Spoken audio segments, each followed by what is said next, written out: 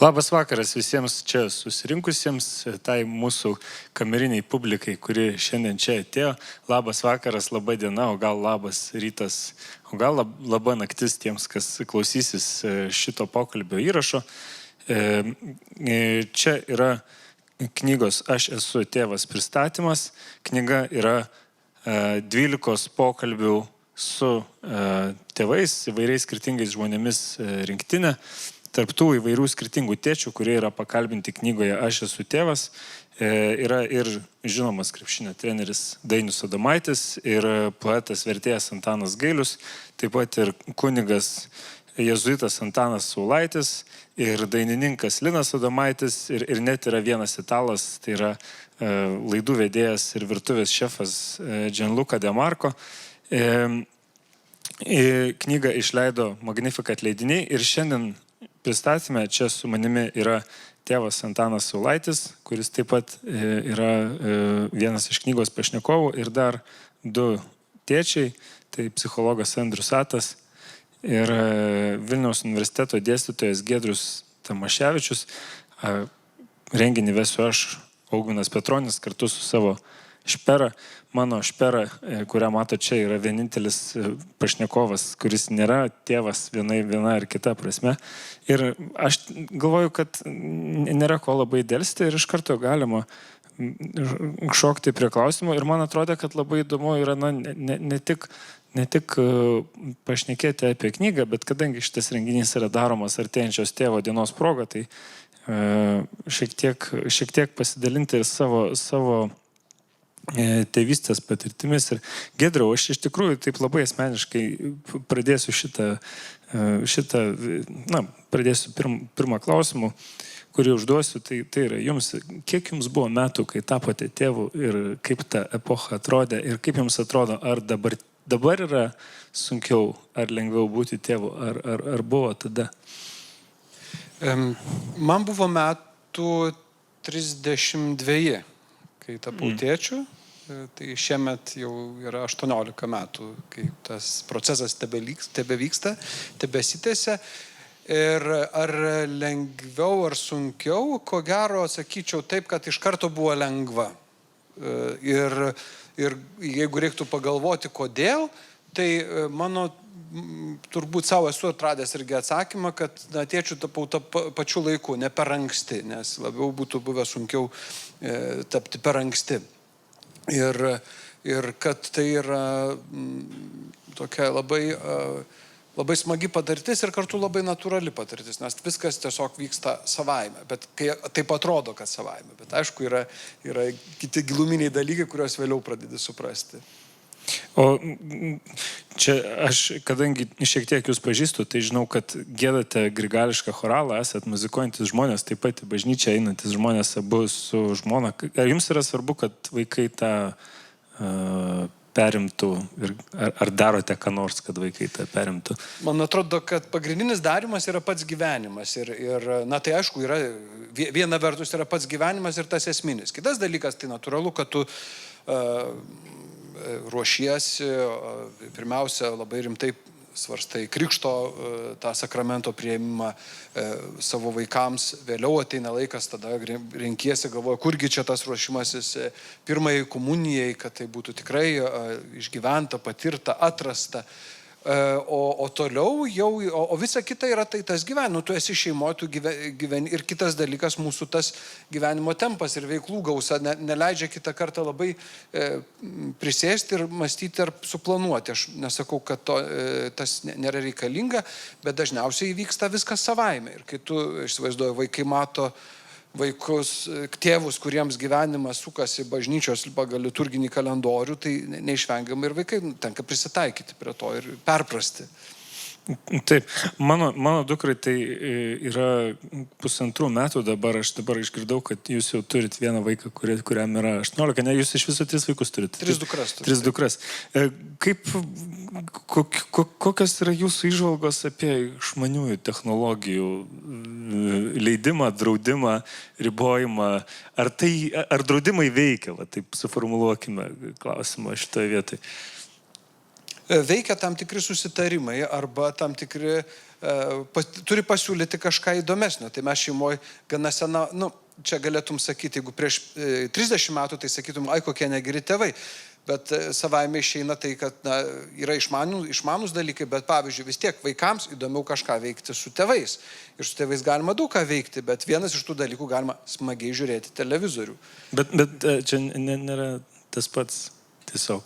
Ne. Nėra. O kodėl? Nes tu kažką veiki, tu reaguoji, tu aptarinėjai, sustabdai ir pasakai, pažiūrėk, kokie jo ūsai, pažiūrėk, kokios jos ausys ir panašiai. Kas yra jums sunkiau, vaikai kūdikiai ar vaikai paaugliai? Ir čia aš galbūt ieškau paguodas, kaip, žodžiu. Manau, kad yra viskam savas, tas yra ta patirtis didžiausia, kad viskas ateina savo laiku. Kai tu susilauki kūdikių, 1, 2, 3, tai viskas yra, supranti, kad tai yra dabar gyveni tuo šią dieną šiais įvykiais. Kai vaikai sulaukia paauglystės, tai nuostabu, kad tai yra daugybė tų atsakomybių jau ir nukrinta nuo pečių, o kita lieka daugiau palaikymas, palydėjimas, patarimo davimas, išklausimas. Tik tai tada supranti kitą dalyką, jeigu dabar būtų kūdikiai, būtų labai nelengva ir tos bemiegės naktis ir rūpesčiai, bet tai man atrodo, kad čia yra toks laimingiausias toks visiems linkėtinas dalykas. Viską patirti savo laiku. Aš dabar į tėvą Antaną Saulaitį kreipsiuos. Čia mes visi 3, kurie sėdim šitoj pusėje, tai esam tėčiai. Tėvas Antanas Saulaitis yra kunigas. Ir yra įprasta bažnyčioje, yra senas paprotys kunigus kreipiantis irgi sakyti tėvę. Dabar tas jau paprotys galbūt yra šiek tiek nunykęs, bet man įdomu paklausti, jūs kaip žmogus, kuris daug metų esat praleidęs bažnytinėje aplinkoje ir bendravęs su šeimom, ir kaip jums atrodo, jeigu tėvai nori kažkaip tą savo tikėjimą perduoti vaikams, ar ne, kas yra veikiantys būdai ir kas yra galbūt būdai, kurių kartais žmonės grėbėsi, kurie galbūt nėra veikiantis ar kažkokią tai gali žalą padaryti toj kelionį. Man atrodo, kad asmeninis pavyzdys yra svarbiausias. Jeigu niekad vaikai nemato, kad mama ar tėtė vakare pasimeldžia arba išeidami iš namų persižegnoja arba kažką tokį panašaus, paprastus dalykus, tai ir neperims tų paties, kaip bet kokius kitus papročius, pažiūras, atsiliepimus apie žmonės. Tėvai rūpinasi kam nors padėti, kokiai močiutė ar kaimynė ar kažkas tokio. Iš karto supranta, kad mūsų tikėjimas nėra šnekos ar maldos, bet yra ir ryšys su kitais žmonėmis. Bet atrodo, kad tai, kažkaip taip dažnai gyvenime yra, kad tai, kas yra veiksmingiausia, dažnai yra ir sunkiausia, ar ne? Ta prasme, ten kaip nors, vien pašnekėti yra tarsi labai lengva, ne? O kaip pačiam kasdien ten tuo gyventi yra daug sunkiau. Kaip jums atrodo, ar iššūkiai šiuolaikiniams tėvams, kurie kyla? Vis tiek jūs kaip dvasininkas, aš taip numanau, kad susidurėt. Kaip jums atrodo, ar tie iššūkiai, kurie šiuolaikiniams tėvams kyla, kiek yra panašus į tuos, kurie galbūt kildavo jūsų tėvų kartai, nežinau? Aš taip įsivaizduoju, kad dabar yra sunkiau, negu kai mes buvom vaikai prieš 100 metų. O kodėl? Už tai, kad buvo žmonės daugiau panašesni, susiklausę, kaip nors tokia visuomenė, o dabar viskas yra atvira, vaikas gali išeiti visą pasaulį, vietoj tik iš savo kiemo kaime į kiemą. Ta prasme, čia apie internetą, ar ne? Iš viso pasaulis visas atviras yra. Ir keliauti, ir visais kitais būdais, ir skaityti. Įsivaizduok, prieš 80 metų nebuvo tų knygų ar kitų būdų susisiekti. Tai ir nėra tokia, ir kad ir tam katalikiškam pasauliu nėra, kad, nežinau, iš 100 nuošimčių 80 būtų panašus ir pavyzdingi, didžiulė įvairovė.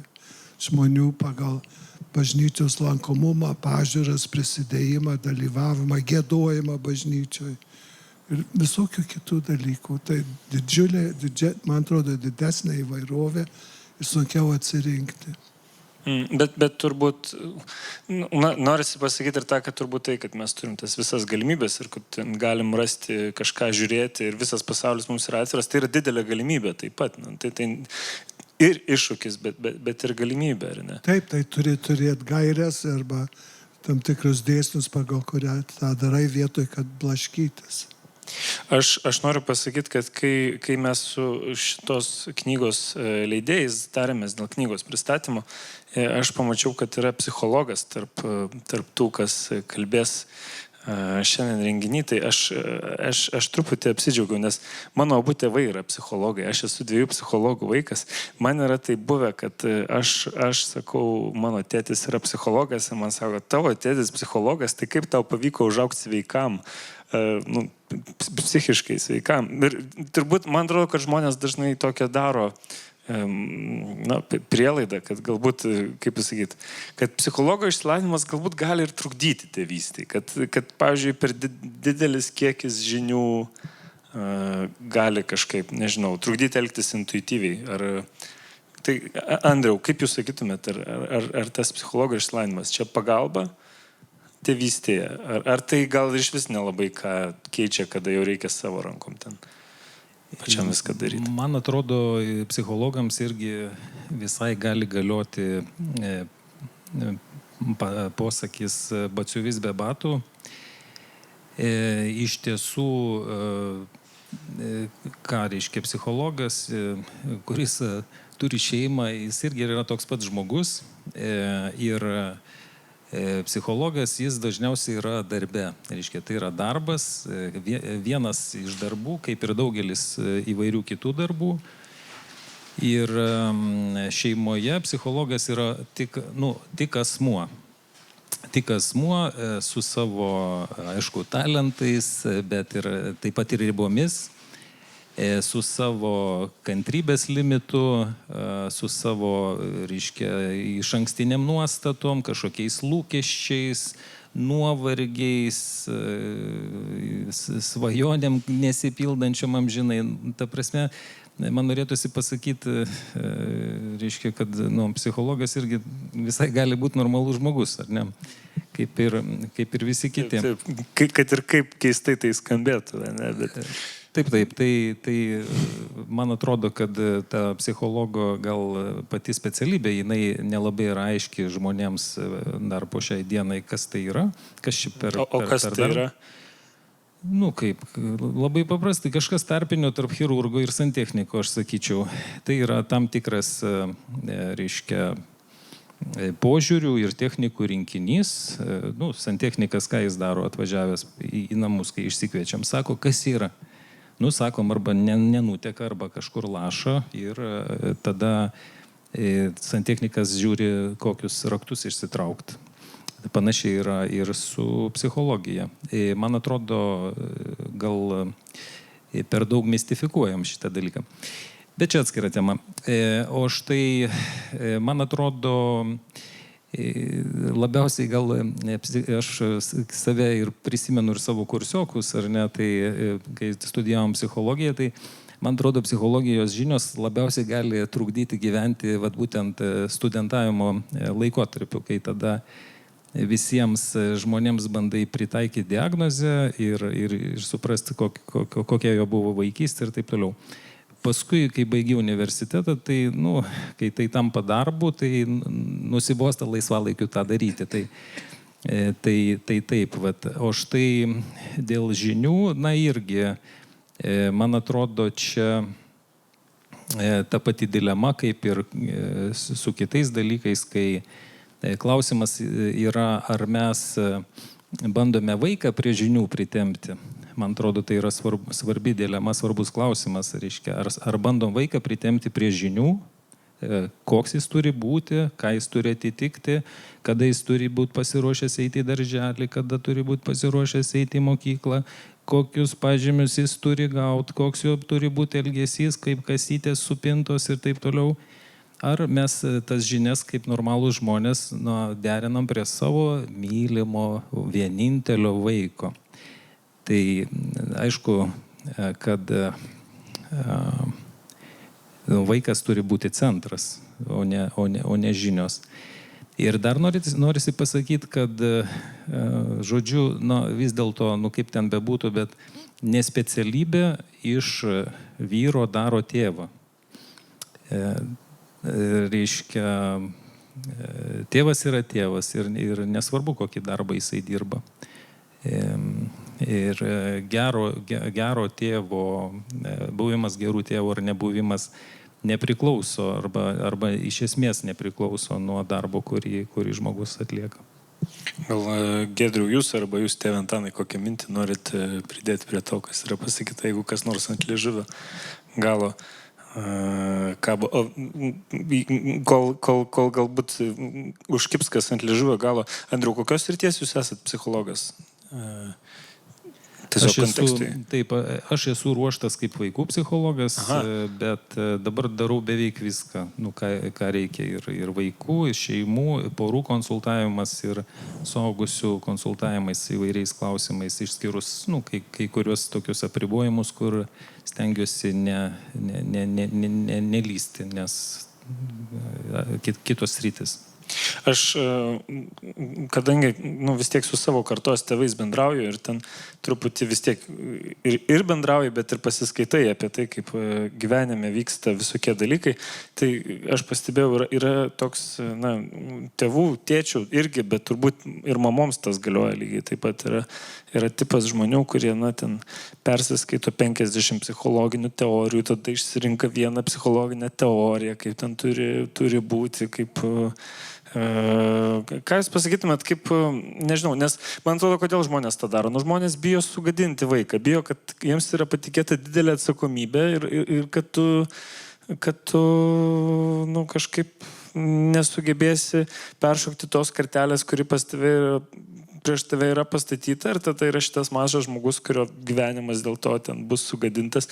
Kaip rasta kažkokį tai beįtampos priėjimą prie tų dalykų? Čia, aišku, Andriau, jūs esat psichologas, bet čia, aš manau, Giedriau, jūs arba aš, čia gal ir dvasinė yra tam tikra dimensija šitoje klausime. Tai tikrai, prašau.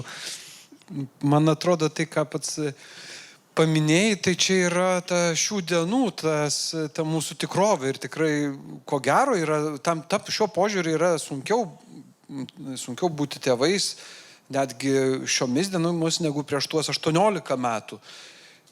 Tas informacijos srautas ir kiekis ir kartu ta erdvė, kuri mus pateikia kažkokius modelius, į kuriuos reikia orientuotis ir tu tiesiog gali paskęsti ir paskui jau to vaiko turbūt nebematyti arba jį formuoti. Ir čia, man atrodo, labai svarbu ir čia nebejoju, kad šita knyga, jos pasirodymas yra pačiu laiku.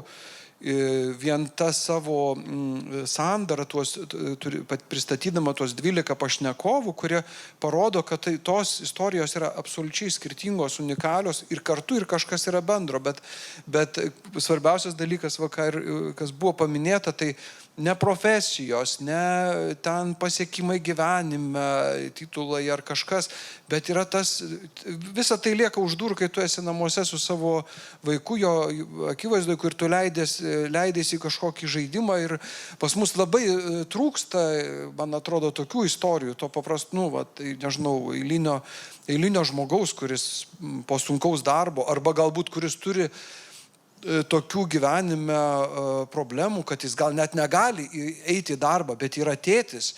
Ir vis tiek vaikui tai yra pats geriausias tėtis pasaulyje, nes su juo vis tiek ką beveiktum.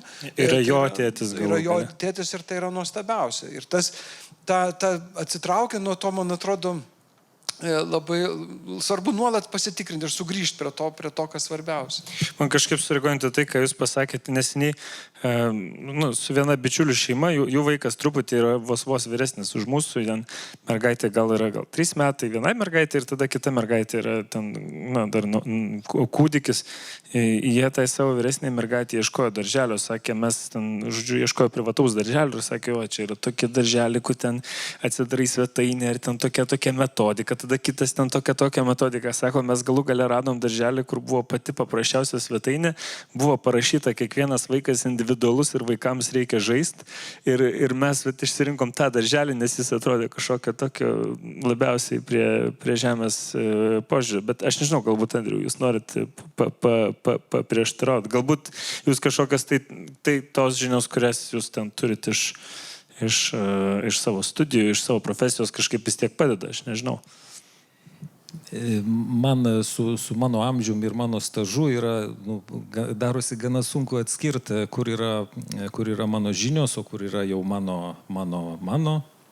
reiškia, mano požiūris, mano gyvenimas ir taip toliau. Patirtis tiesiog, ar ne? Bet aš čia truputį juokauju. Man labai patiko šitas klausimas prieš tai, kur sakėt, ar ne, kad o kaip tėvams žinoti, kur yra tas kriterijus, kas yra geriausia vaikui, ką reiškia būti, kuo geriausiais, reiškia, tėvais, ar mes jau geriausiai tėvai tam vaikui, ar dar mums kaip iki žvaigždžių ir panašiai. Yra įdomus šitas klausimas, nes žmogus tokia yra būtybė, kuri nežino, kas jinai yra realiai. Čia aš leidžiuosi truputėlį filosofinį tokį jau. Ir tas ieškojimas savęs, jisai yra mums aktualus kasdieną, dėl to mes ir keliam šitos klausimus, dėl to yra leidžiamos tokios knygos, kad, sakykime, padėti žmonėms susiorientuoti, staptelti, pasižiūrėti, o kaipgi gali būti. Ir man norisi pasakyti tokią savo mintį, kad aš manau apskritai, reiškia, žmogus arba vyras gal negali savęs realizuoti ar atsiskleisti ir iki galo ir tapti savim, kol jisai neišeina į tėvystės tą plotmę. Nebūtinai biologinė tėvystė, ar ne? Mes matom gražių patirčių ir biologinės tėvystės, taip pat ir įvaikinimo tėvystės ir taip pat dvasinės tėvystės. Ir čia matyt norėtųsi ir savo pasakyti, ir mums visiems, kad, žodžiu, ir vaikai juokiasi iš šitos minties, kad mes visi gyvenam pirmą kartą. Kaip irgi kalbam, aš esu dabar sakyk, pavyzdžiui, ne, kaip jūs sakot, 1,5 metų vaiko tėvas, ir ar aš jau žinau, ką reiškia būti tėvu, palaukim dar ten 16,5 metų ir pažiūrėsim, ką reiškia, kai jau ten 18 plus 1 diena ir paskui ir 30 metų vaikui ir paskui ten reiškia ir 50.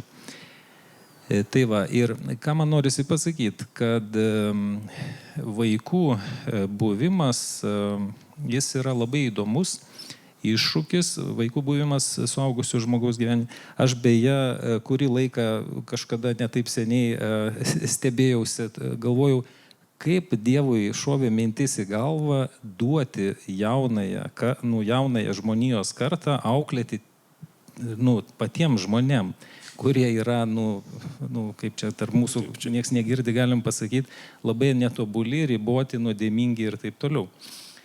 Bet kažkaip paskui po keletų metų ten meditacijos, kažkaip priejau prie to, kad yra labai gudriai sumanyta, nes mes, riboti, nuodėmingi, pikti, blogi, esam priversti iš meilės tai būtybei, kuri ateina į mūsų gyvenimą, išsinerti iš kailio, rasti savyje kažkokį resursą, kažką savyje tokio, reiškia, kas duotų mums jėgų būti kuo geresniais, reiškia, to vaiko atžvilgiu.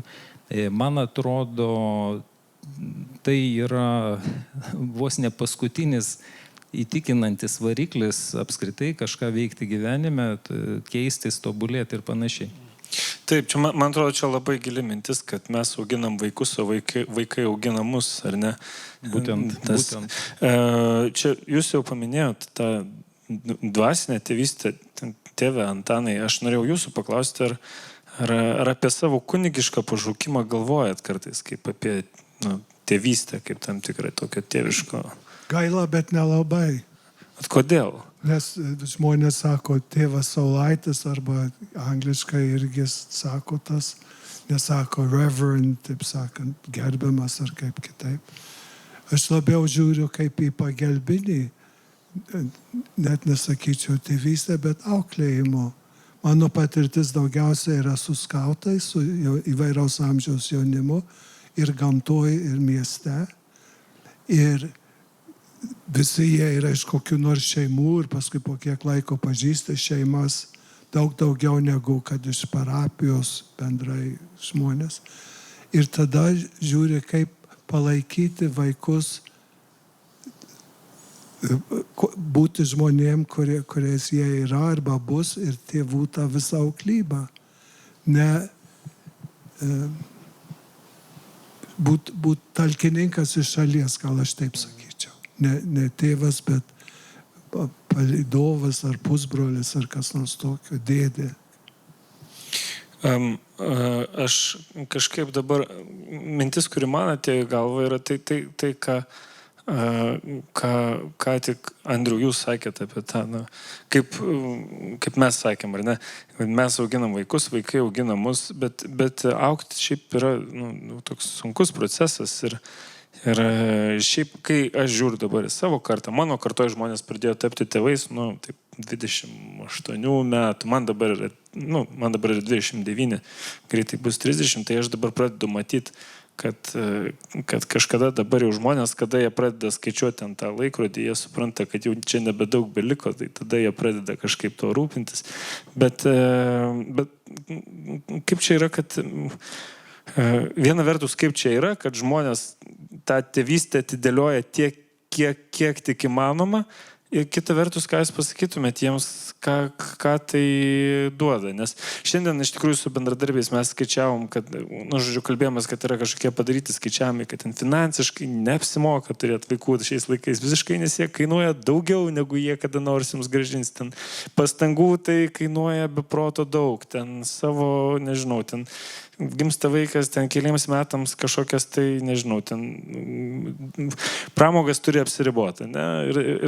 Ir taip toliau ir panašiai. Ką jūs pasakytumėte apie tą? Čia, nežinau, aš manau, kad čia iš tikrųjų klausimas visiems jums trims yra. Kodėl to imtis iš viso? Šitas klausimas provokuoja mano cinišką į aš ir tikiuosi, kad ne per daug ciniška, bet aš sakyčiau taip, aš kai bendrauju su jaunesnės kartos vyrais, kurie kelia klausimą, tai tuoktis ar nesituokti, ten kur šeimą ar nekurti, gal aš negerai darau, bet aš sakau taip, jeigu gali, tai nesiženik. tą sakau visai rimtai. Nes nebūkim ideologai, pripažinkim, kad pavyzdžiui šeima yra ne kiekvienam. Yra žmonių, kurie pilnavertį gyvenimą gyvena vieni. Yra porų arba sutuoktinių, kurie nėra pašaukti vaikų auginimui. Ir man atrodo, čia nėra nieko blogo. Ir kaip čia dabar ekonomiškai, ten brangiai, pažiūrėkim, kol moteris negirdi ar ne, pažiūrėkim, kaip, pavyzdžiui, iš vyro taško viskas atsitinka. Tu gyveni savo gyvenimą, ten, nežinau, 20 metų, 30, gal net ir 40, ir vieną dieną tu ten gatvėje dar kažkur ten sutinki pačią nuostabiausią, reiškia, pasaulyje moterį. Ir tu supranti po ten 2-3 kančios naktų, kad tau neįdomu be jos gyventi, reiškia, toliau yra. Kažkas jau įvyko, negrįžtamas kažkoks procesas. Ir viskas. Ir tada tu gyveni dėl jos, ir paskui, jeigu tau pasiseka, tai ir su ja. Ir kaip ten atsitinka taip, kad, žiūrėk, pas tą žmoną atsiranda vaikas. Reiškia, ir ką, ir gerai, tai pas mylimą moterį atsirado, reiškia, mylimas vaikas, reiškia, tu su juo susidraugauji. Ir taip tas gyvenimas ir tęsiasi, reiškia, aš galbūt esu toks radikalas šitoje vietoje, bet man atrodo, kad man atrodo, kad verta tuoktis iš meilės, reiškia. Nes šiaip tuoktis, nes visi tuokėsi, nereikia. Kam? Kam paskui? Nežinau, gal reikia, mano nuomonė, abejočiau, ar reikia, bet jeigu mes tą darome iš meilės, reiškia, norime būti kartu, mums įdomu kurti kartu gyvenimą ir pasižiūrėti, o kas iš mūsų gausis, koks bus pirmas vaikas, žiūrėk, koks įdomus, palauk, o koks antras bus tada, žiūrėk, antras, kaip įdomu, davai trečią pažiūrim dar.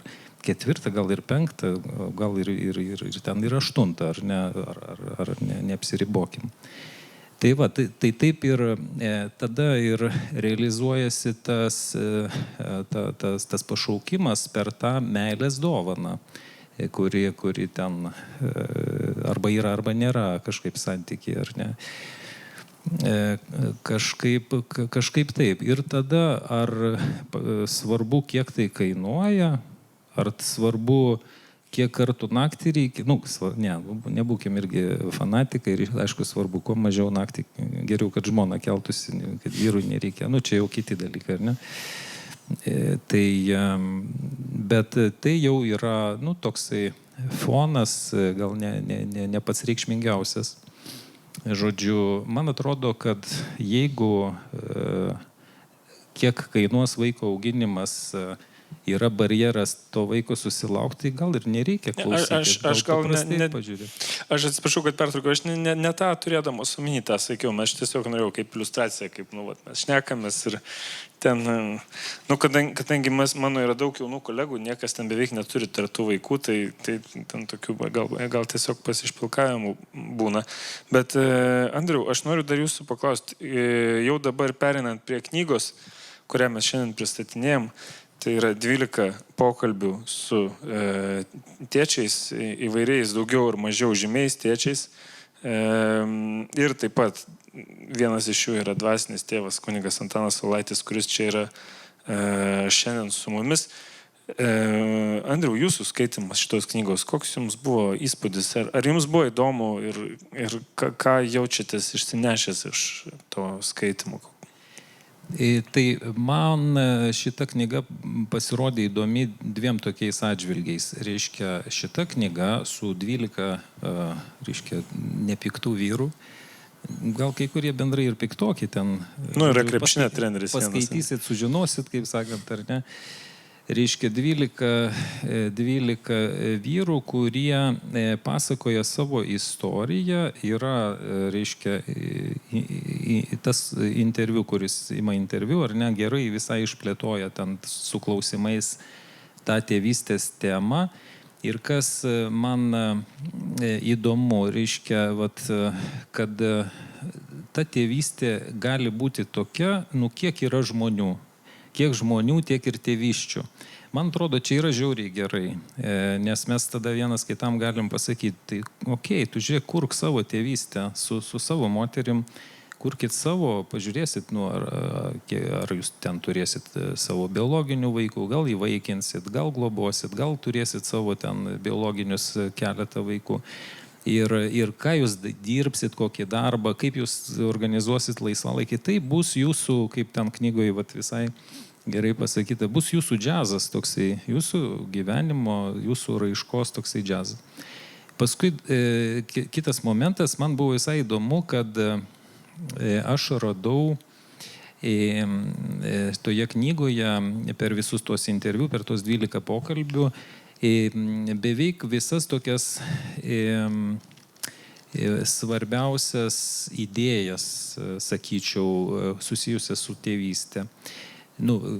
Pradedant nuo to, kad aišku tėvystė tai pareiga, kad tėvystė tai nuolatinis džiazas ir pavyzdžiui, kad už kiekvieno ten gero ten vyro arba tėvo stovi gera moteris arba žmona.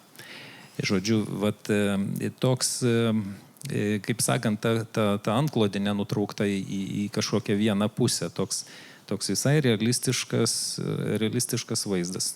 Toks stiprinantis, sakyčiau, visai įspūdis yra.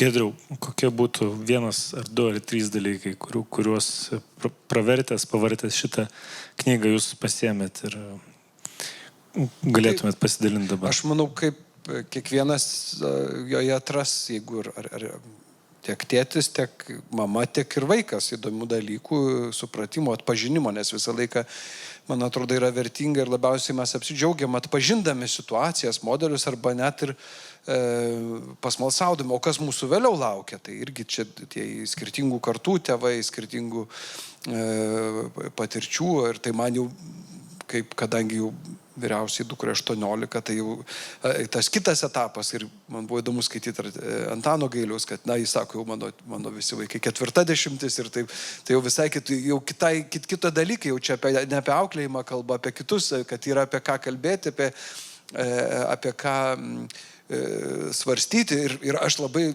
tiesiog nekantriai laukiu ir tiksliau ne tai, kad jau laukiu, aš jau patiriu tai.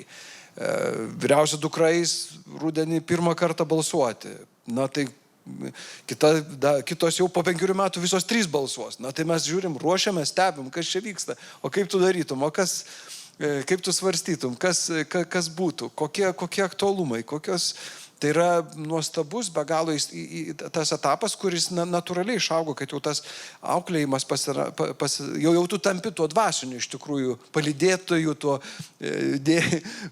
tuo draugu, kurie ateinama patarimų arba tiesiog tų gerų ausų, kurios išklauso ir geba atliepti. Čia netgi tokį prisiminiau, kažkada lankiau tos dvasinio palydėjimo programos kursus ir netapau to dvasinių palydėtojų, bet kai aš juos savo atsakiau tą klausimą, kodėl aš ten einu, tai suprantu, kad mano dukros auga ir čia bus tas dvasinis palydėjimas, kuris tęsis visą gyvenimą. Tai man atrodo vienas iš tų dalykų, kad ta tėvystė, jinai nuolat kinta, auga ir turtėja ir įvairėja ir tų spalvų randasi vis daugiau.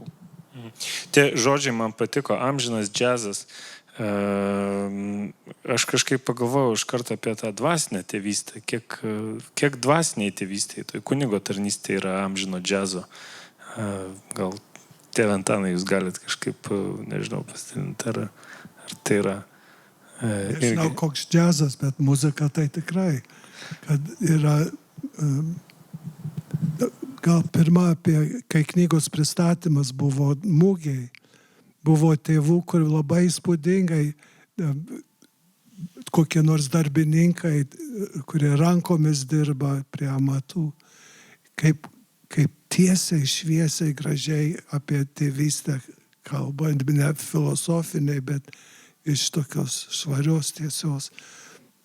Ir paskui kitų žmonių pastabos apie knygą vėliau per šitos visus mėnesius yra kaip reikalinga, nes nėra tokių panašių knygelių, kur galėtum pasiskaityti iš gyvų žmonių pavyzdžių, ne iš kažin kokios filosofijos. Tai labai tą vertinčiau knygą. O dėl tos auklybos, tai taip gražiai buvo paminėta, kad irgi dvasinė palyda šeimoje yra.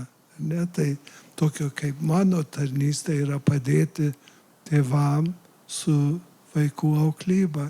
Ir čia minima yra ir, kad ne visos šeimos yra, kur to šeimoje vaikai gimė, bet yra įvaikinti. Tai čia vienas iš tų dalykų, kur gyvenime teko daug susitikti ir labai mielai stengiesi palaikyti tiek tuos vaikus ar jaunus žmonės ir tiek jų tėvelius ar net ir močiutę ar senelį. Tai kaip ir būti tokiu palydėtoju, kas išklauso ir žmonių patirčių žino, kaip daryti. O mano asmeniškas, tai didžiausias džiaugsmas, negali sakyti didžiausias, nes yra jų daug. Bet iš tos auklybos yra visai neseniai viena moteris sakė, aš iš jūsų labiausiai prisimenu tą meilę gamtai. Jį kaip nors pasisavino tą, kad kiekvienas lapelis, kiekvienas žiedelis, kiekvienas paukštelis, nežinau kas, tas kad per kažkiek metų bendravimo stovyklose ir užsiėmimuose ir visą kitą, toks labai svarbus dalykas santykis su savim šiame pasaulyje ir gamtoje yra didžiulis lobis, ne tiesiogiai auklybos dalykas, bet savo asmenybės. Tai aš labai esu iš tą visą palydą ir kaip anksčiau buvo minėta išklausimą, taip kaip mes išklausom savo vaikus ir nebūtinai turim kažką baisaus daryti, bet duoti jam, jai suras savo kelią. Ir tuo pačiu paraginti ir padrasinti, ne? Kas irgi labai svarbu. Na, vienas iš dalykų, apie ką aš galvojau, irgi ruošdamasis šitam knygos pristatymui, aš galvojau, kaip taip yra, kad tikrai, jeigu ten nori apie motinystę pasiskaityti, tai pilna, kad ten tik tai susiras, ką skaityti, arba ten, nežinau, visokie ten tinklalaidžių, laidų, ten mamos kalba, ir ten knygų ir tokių, ir kur tiesiog ten apie patirtis labiau, ir kur daugiau ten kokia nors ten teorija, kažkokia psichologijos mokslo įžvalgos. Ar, viena hipotezė yra, kad vyrai tiesiog neskaito ir leidėjai dėl to neleidžia vyrams knygų, nes jie žino, kad nieks jų nepirks.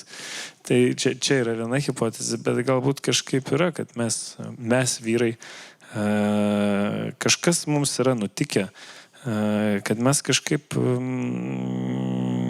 nežinau, galbūt privačioje erdvėje dar skiriam kažkiek dėmesio tam pasišnekėjimams tokiems apie tai, kas ta tėvystė yra, kuo svarbi, bent jau apie aktualijas, tai tikrai ten, bet viešoje erdvėje kažkaip apie tą kalbėti mums nėra svarbu ir čia gerai ar blogai, kodėl taip yra, gal kas norėtų man, nežinau, atsakyti klausimą arba pasidalinti įžvalgom, taip pafilosofuoti. Ne, Giedriau. Andriau, jūs? Tai, man atrodo, mes turime dar tokį paveldą dėja nuo Raudonosios armijos laikų. Reiškia, kai mūsų tas mentalitetas arba savivoka buvo formuojama, kad vyras reikalingas vienam dalykui, karui. Reiškia, ir vyrui užtenka vieno vingio smegenyse, ir su juo ir viskas gerai. Visa kita kas padarys, ogi žinoma, kad moteris ten tos visus 4 kampus atlaikys. Tai tą deformaciją, aš sakyčiau, mes turim, nepabijokim to pasakyti. Reiškia, kur vyrai, ypač tos, pavadinkim, santykinai vyresnės kartos, jie taip, visai, taip, aš nuėjau į darbą, grįžau, aš esu pavargęs, ko jūs iš manęs norit, ką aš turiu dar daryti, reiškia, kai grįžtu namo. O kai moteris nueina į darbą, grįžta, jinai negali būti pavargus, jinai turi paruošti vaikus ten mokyklai, maistas, išskalbti, visą kitą. Ir atrodo, kad ir moteris visai nemažai su tuo taikstosi ir va čia tokį ir turim. Jeigu mes čia visi visuomeniai susitarę, kad vyras turi vieną vingį ir užtenka, o moteris visą kitą padarys ir gerai, tegu skaito. Tai jeigu moteris turi viską sutvarkyti, tegu jinai ir skaito tas knygas visas. Žodžiu, kaip sakant, bobų reikalas, ar ne? Nežinau, o vyras dirba rimtus tik tai darbus, žodžiu. Bet čia yra, reiškia, aš dar mintį, kad pavyzdžiui, vakaruose arba toj pačioje Italijoje man tenka matyti, kaip vyrai žiūri į tėvystę. Žodžiu, ten yra, aš taip pavadinčiau, toks pusiausvyros modelis, kad yra pilnavertis tėvas ir pilnavertė mama. Pas mus, sakykime, vėlgi tas atradinėjimas matyti vyksta dar. Dar nežinau, kiek čia tų metų reikės. Gali būti, aš nežinau, nes aš tai, kai žiūriu į savo kartą, tai aš nepasakyčiau, kad aš tą matau. Bet vienas yra dalykas, kad reikia nepamiršti, kad tas, kas namie daro buities darbus, tas turi, taip sakyti, turi tam tikrą kontrolę. Kas valo lentynas, tas sprendžia, kur lentynose kas bus padėta ir koks dulkių sluoksnis yra toleruotinas. Ir man atrodo, kad yra tiesa, kad vyrai galėtų imtis daugiau, bet kita tiesos pusė yra, kad galbūt nenorėtume, kad būtų taip, kad jeigu viena pusė turi 50% darbų, o kita pusė dar turi 50% darbų, bet 90% sprendimų dėl to. koks turtovos lygis yra tenkinantis. Nes ten, aš esu girdėjęs istoriją apie tai, kaip, žodžiu, moteris su vyru apsikeitė, sakykime taip, tais tradiciniais vaidmenimis, moteris ėjo į darbą, vyras liko namuose tvarkyti namų, ką vyras padarė, jisai sugalvojo, tai yra 7 dienos savaitėje, namą padalinsiu į 7 zonas ir per vieną dieną aš sutvarkysiu vieną zoną. Labai racionalus sprendimas, ne? Ir sprendimo esmė tada yra, kad 6-7 namo visą laiką yra netvarkingos, nes niekas jų netvarko. Tai čia galbūt yra, kad galim neatidarinėti iš tikrųjų šitų durelių daugiau, bet man atrodo, kad yra kita problema. Yra tai, kad žmonės turi skirtingus standartus, kas yra tvarkinga ir kas yra netvarkinga. Ir jeigu daliniesi lygiai, žodžiu, buities darbus, tai atrodo, kad ir standartus turėtum lygiai dalintis. Ar nežinau, jūs gal ten su porom susidurėt. Gal dar yra dar vienas sluoksnis, kuris yra dar giliau, kur aš nenutokiu, kad jis yra. Tai va, tai prie to ir prieinam. Tai jeigu žmonės, pavyzdžiui, šneka vieną kalbą, kurią susikalba, pavyzdžiui, šeimoje šneka lietuviškai, tada gali vakarai susėsti ir kalbėti apie standartus. Sako, gal su švitriniu popierium netrinkim ten tų lentynų. Trinkim. O kodėl? Gerai, žodžiu, prieinam kažkokį kompromisą, kad ten, gal ten ar kartą savaitį, ar kažkaip, žodžiu, prieiti tokio protingo vidurkio, protingo kompromiso. Bet, tai jau ir yra dialogas, kad, pavyzdžiui, mane tai džiugina, pavyzdžiui, kad jau vyksta dialogas rimtas apie standartą, švaros standartą namuose. Čia, man atrodo, jau yra partnerystės požymiai. Aš kalbėjau prieš tai apie tai, kad net diskusijos nėra. Aišku, kas viską nusprendžia ir kas viską padaro. Taip, aš suprantu. Gerai, man atrodo, kad pagal laiką mes jau turim judėti link pabaigos. Aš galvojau, kokį klausimą užduoti, kad tai būtų skambi pabaiga, tam tikra dramatinė kulminacija. Žodžiu, aš pagalvojau taip, kaip yra, ar galioja taisyklė, jei būsi geras vyras, tai būsi geras tėvas, ar gal yra kaip nors kitaip? Ir kokia turėtų būti ta dinamika santykios su, žodžiu, iš jūsų patirties, kokia ta dinamika galėtų būti tarp santykių su žmona ir įsipareigojimo, sakykime taip, ir santykių su vaikais? Giedriau. Čia yra didysis menas ir kiekvieną kartą naujai atrandamos tos situacijos ir čia turbūt ir kai labai geras vaikams, bet tada žmona sakys, tai tu čia tas gerėtis, o čia man dabar viską reikia, visus griežtus dalykus man palieki, tada jau griežtoji mama, čia dukryčių gerasis tėvelis, tada supranti, kad taip neišeina, turim vėlgi tartis, kalbėti, susigaudyti, kaip, bet tai yra toks tuo ir žavesys, ir to nuolatinio atradimo, kurgi mes čia dabar esame ir jeigu spėjai apie tai pagalvotų, nes gyvenimas greičiau visur per viską nuneša. Aš sakyčiau taip, mano statymas yra ant meilės. Aš matau, kad geriausia pasiteisina statymas ant meilės. Ta prasme, kad žinoti techniškai kaip, žinoti, kokia yra tavo moters žmonos, reiškia, meilės kalba, ką jinai laiko meilę ir būti jai geru tokiu būdu, taip pat ir vaikams. Gyventi taip, kad moteris ir vaikai nejaustųsi, kad būtų tikri, kad yra mylimi besąlygiškai. Ir tada gerai auga vaiko stuburas ir tada jau, kai išeina į pilnametystę, jie būna atsparus šio pasaulio vėjams.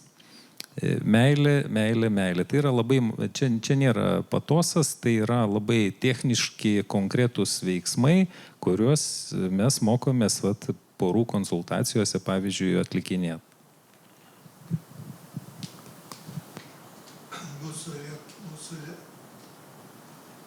Mūsų lietuviška kultūra, ar nėra moterų pagrindų, ar ne?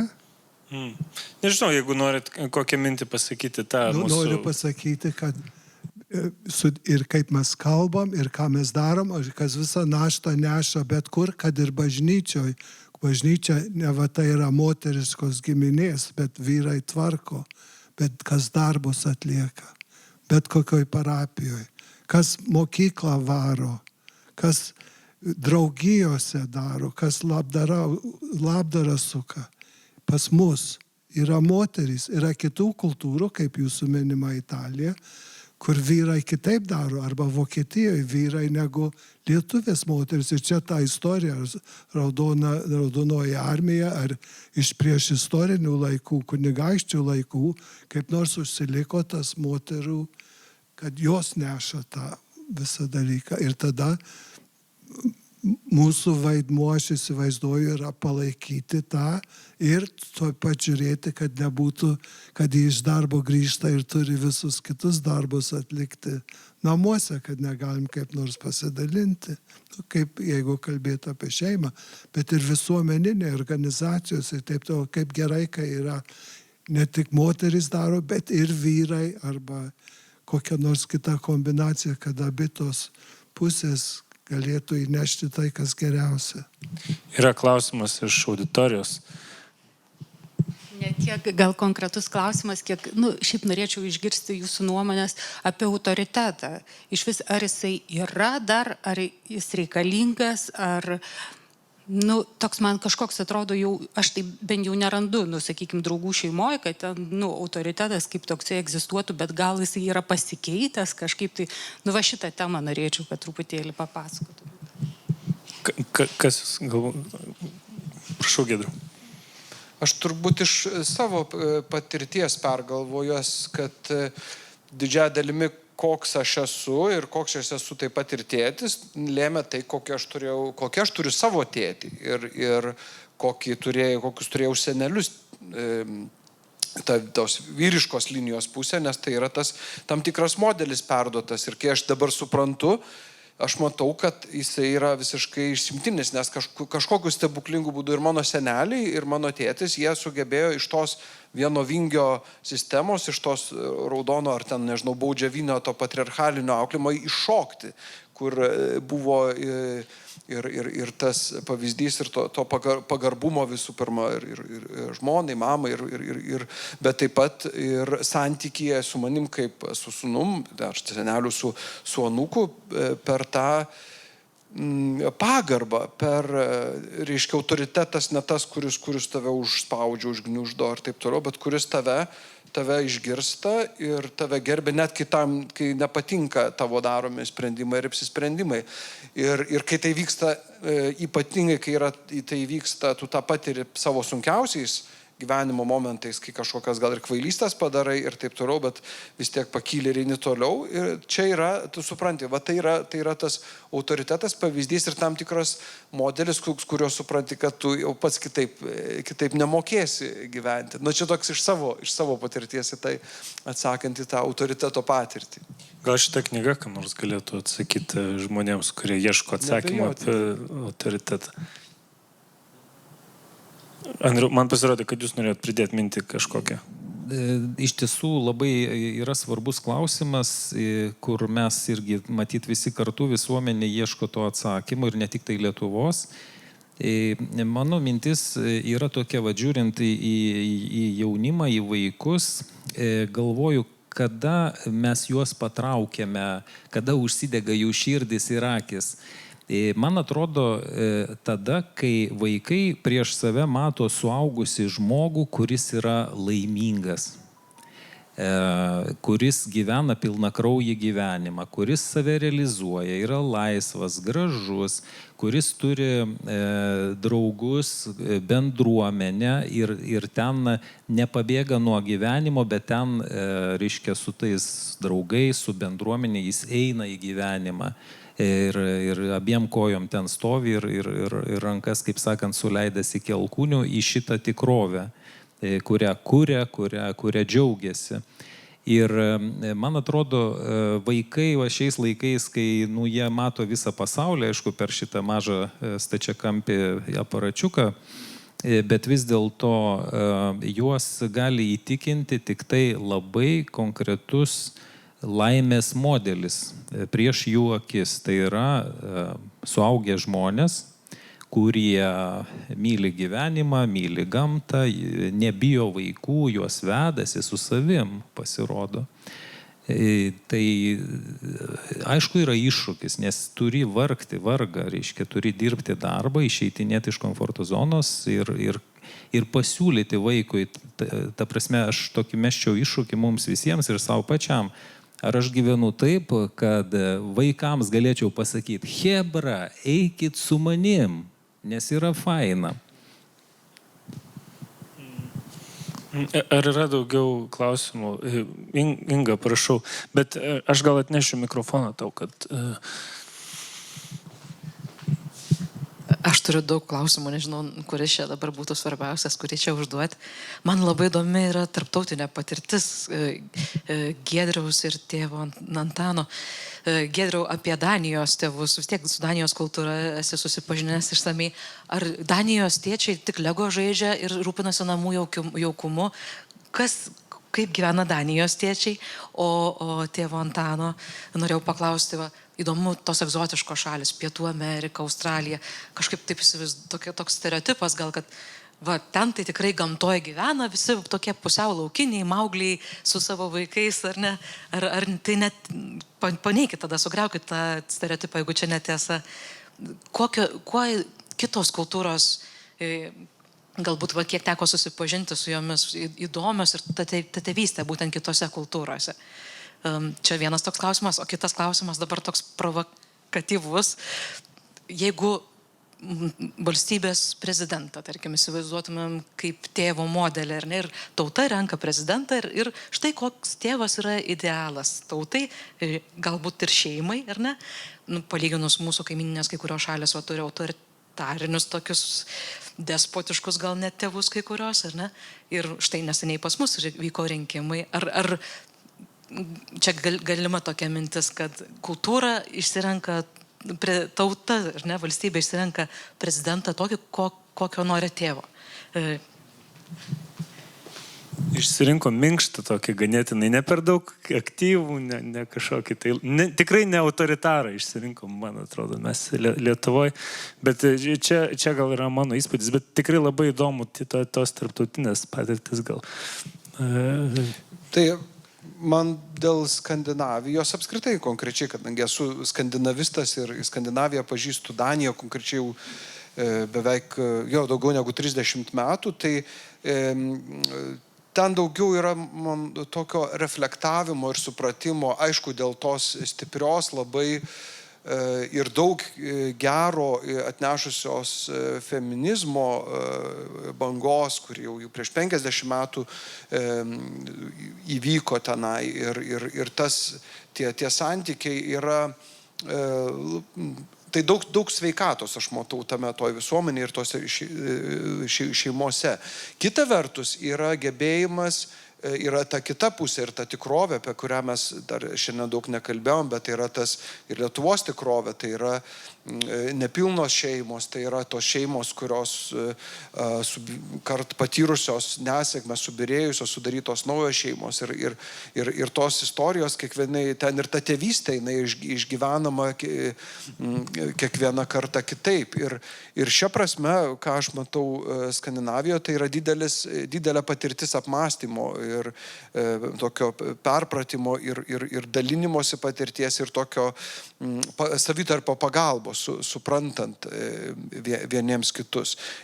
Kas tikrai toks, aišku, tai toksai su tuo tokiu patriarchaliniu vaidmeniu yra ten labai seniai atsisveikinta. Bet daugeliu prasmų, man atrodo, verta žiūrėti ir taip pat į tą pasaulio pusę, nes man atrodo, kad Lietuvoje tie procesai labai daug kur atsikartoja.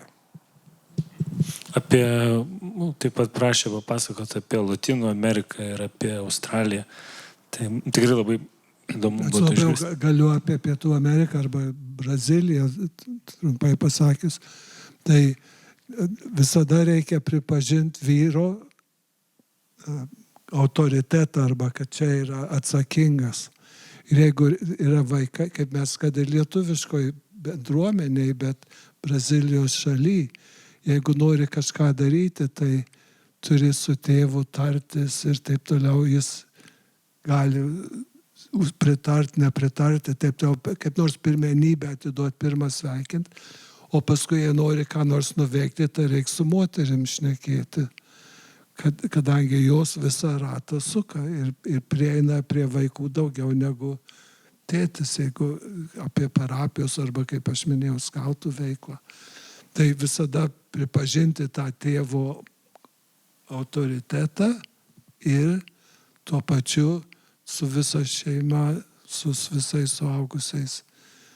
Ir labai atsargiai turi, kadangi esi svetimas žmogus, tai turi visada pagal jų ritmą, pagal jų dėmesį ir neišsišokti ir taip toliau. Jiems tas svarbus toks yra, kad tas palaikomas toks tradicinis labai... Taip, čia iš lotynų šalių bendrai yra tas. O čia, aš nežinau, kiek mes į tas politologinės spekulacijas norime leistis apie prezidento mūsų palyginimą su tokia tėviška figūra. Na, man atrodo, kad vienaip ar kitaip rinkomės iš to, kas buvo, ar ne? Ir kaip tėčių vaikai iš vis nesirenka, nu mes turėjom tokius ribotus gan pasirinkimus, tai nežinau gal. Man prisiminė, čia jeigu taip iš tokios daniškos patirties, nežinau, ar čia tiksliai galima pritaikyti, bet galbūt vienas yra dalykas, kad mes jau turėjom tą tautos vadą kažkada ir Lietuvos istorijoje buvo jau tas tautos tėvas,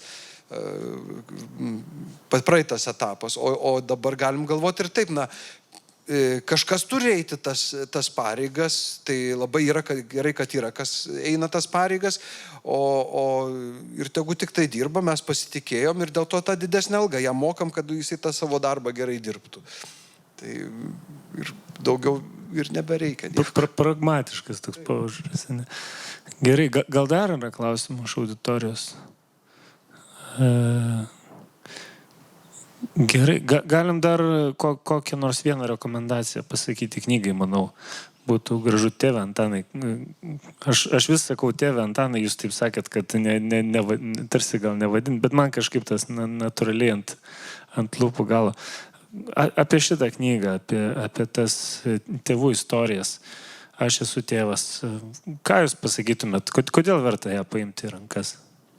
Aš manau, kaip tik yra, kad yra 12 skirtingų žmonių, tai gal yra daugiau negu aš pažįstu taip artimai, kaip čia pasisako tėvai. Ir tada turi vaizdą apie tėvystę mūsų laikais, mūsų šaly, mūsų kultūroje ir žiūrėti, ką gali savo pritaikyti, kur matai, kad nuvažiuoji arba čia yra ateities kažkokie kryptis, kurios galim imtis. Ir matyti, su kokiu rūpesčiu autoriai kalba apie savo atsakomybę namuose, šeimoje. Tai tada turbūt reikia pasakyti, kad šiandien tiek čia buvo tiems, kas žiūrėjo vaizdo įrašą, jūs ką tik žiūrėjot knygos Aš esu tėvas pristatymą. Knygą išleido Magnificat leidiniai, o pristatėme šnekučiavusi kunigas tėvas jėzuitas Antanas Saulaitis, psichologas Andrius Atas, Vilniaus universiteto dėstytojas Giedrius Tamoševičius. Renginį vedžiau aš, Augminas Petronis. Ačiū visiems, kas atėjo čia šį vakarą ir labų dienų visiems, kas žiūrės šio renginio įrašą.